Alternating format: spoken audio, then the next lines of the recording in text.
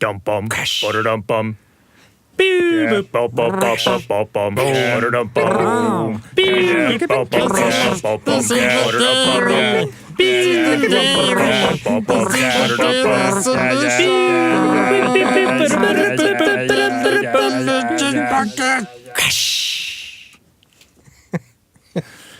Right. Welcome to our very professional show. I'm Graham. I am Ashkan. And today's question is, I am just putting together my website. Got any big tips for me? Boy, do we got some big tips. Like, I'm ready. I got some ideas here. Yeah, launch into it, man. I'm ready to hear them. Okay, no, I got some big tips. Probably the biggest tip is you have to have a giant call to action extremely visible on all over. Definitely on your homepage and on other pages as well. Yeah, the classically in marketing, that's called the BFB, or the big fucking button. So this is, a lot of people pick this up, but it's surprising how many times you actually won't see this on a website. But basically, if someone comes to your website, they're going to hit the homepage, and you want something immediately evident that is the main thing you want them to do. So for a float center, that's almost certainly booking a float. So you basically want a giant button on your homepage that says book a float. And there's a concept of like what's called the fold on websites, which is things that are above the fold are things that someone will see without scrolling, and things that are below the fold are things that someone will see if they have to scroll down to see it. And that differs from screen size to screen size and stuff like that. So to be safe, you really want to make sure your button is like prominent and not too far down the page. And preferably like a bigger size and a different color, and like anything that you can do stylistically to really make it obvious. Like if someone went to your website and didn't speak English or whatever your website is in, like it should be obvious that that's where they're supposed to click. Yep. And like be even bigger and crazier than you probably think you should do it. And things like the words now and exclamation points and stuff like that actually work. They do increase the chances that people will click on something, as kind of like silly as that sounds. So like book a float now, or schedule your appointment today, or something like that. Those extra words actually do have kind of slight boosts in people's behavior. Other things, and it doesn't need to be big, but having your contact information there. Another huge reason people visit your website is just to find out what your address is, or get a map, or they have a question, they want to call you and need to look up your phone number. So also above the fold somewhere, you need that information, just very easy to find. Yeah, and probably your hours. Like those are the most likely reasons someone are coming to your website.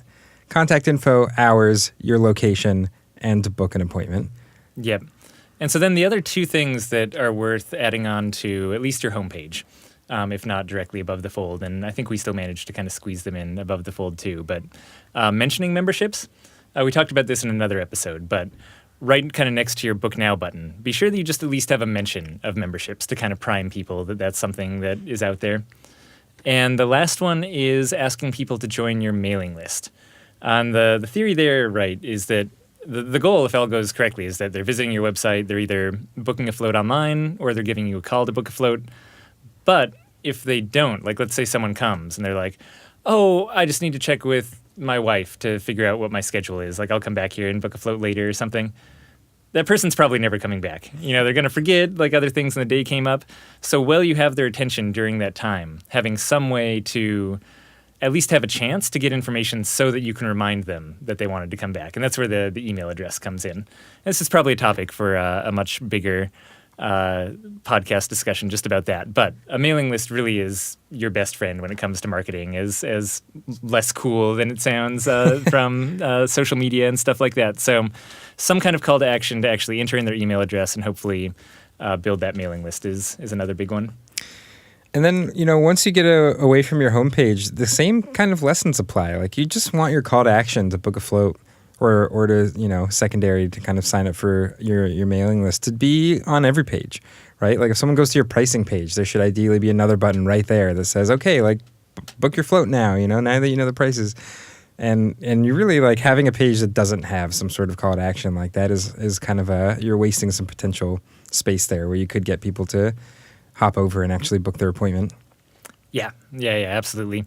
There's this concept of like sharding in website design where it's, even back in the day when you had to kind of find sites through more direct means, and you didn't have these robust, complicated search engines like Google, you kind of know where people are entering your site, which is your homepage. And now that people can come in from either links on Facebook or journal articles or kind of all these different, just a random Google search that doesn't direct them straight to your homepage, this idea of having those important call to action, having schedule a float, and even possibly having a little banner that just has your contact information always going across the top. Things like that end up being really useful since you can't control the actual point that people enter, and they might not be interested enough to click around to a different page. So you really want those actions you want them to take, like Ashkan said, present everywhere. And I guess even more generally than what to include on the pages, my other advice is keep it simple. However big your website is, that's how much you have to maintain. And it's amazing how fast this stuff gets out of date. Please don't go look at our history section on our website. I think we've actually fixed it now, but there were years where that went by that it was just not kept up to the present because it's really hard to go back and constantly search through every single page that you're doing. So, fundamentally, we're a brick and mortar business that offers a service.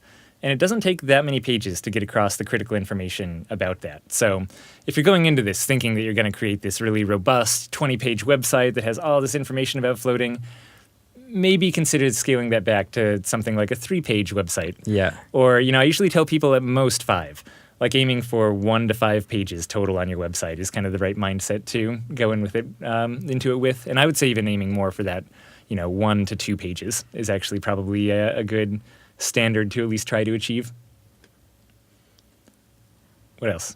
I don't have music that just comes on automatically. I mean, like 1995 advice. you still see it out there sometimes. That's true. Yeah, I mean, not being annoying. Yeah, is a really good method. Unfortunately, there are a lot of best practices out there. So if you just kind of look up a list of 20 top things to avoid when you're doing your website, you'll probably find some really good ones. Another top tip is don't have scrolling header bars. So this idea of images and text where when they hit the page, it starts scrolling between a ton of them like a slideshow almost of like, hey, book a float, and like, hey, we have memberships with a different picture behind it. Those things have just been shown to be really distracting, and all of those combined get less clicks than if you just had one static image up there. So that's kind of another one of those keep it simple kind of pieces of advice. Like if you're thinking you want all of these fancy web scrollers and animations and stuff like that, a lot of the evidence out there says if you just keep it static and simple, it actually even still performs better. And I guess for building the website too, tip-wise, getting a custom, there's everything that you can do from having a web designer custom design you your own website with its own private backend and stuff like that, all the way down to basically just getting a Google page and directing people there, right? And, I think most float centers end up somewhere in this category of using a platform to help them build their website and then also being able to maintain it from there. So that might be either WordPress or Squarespace are probably the most common places to do that. Yeah, and ideally, it's nice to have someone that you can pay money to help you with the more technical parts of that. Like setting up the site in the very first place is probably one of the trickier parts.